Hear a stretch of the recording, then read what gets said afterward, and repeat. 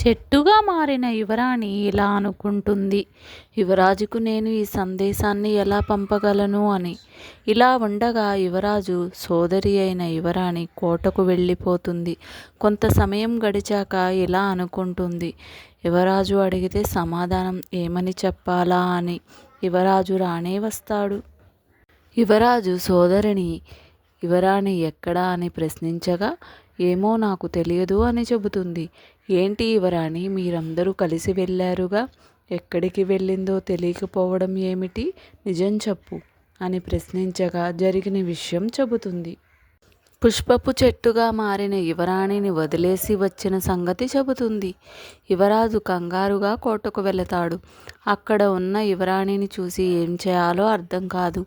ఎలాగైనా యువరాణిని మనిషిగా మార్చాలని అనుకుంటాడు. ఆ విరిగిన ఆకులను కొమ్మలను యథాస్థానంలో ఉంచి నీళ్లు పోస్తాడు. అప్పుడు ఆ యువరాణి యథాస్థితికి వస్తుంది. తను చూసిన యువరాజు ఎంతో సంతోషిస్తాడు. అదే సమయంలో తన ఒంటి మీద ఉన్న గాయాలు గమనించి ఈ పరిస్థితికి కారణమైన సోదరి గురించి మహారాజుకు విన్నపిస్తాడు. యువరాణి ప్రాణం మీదకు తెచ్చిన సోదరిని శిక్షిస్తారు ఆ మహారాజు. చివరగా యువరాణి యువరాజు చాలా సంతోషంగా కాలం వెల్లడిస్తారు.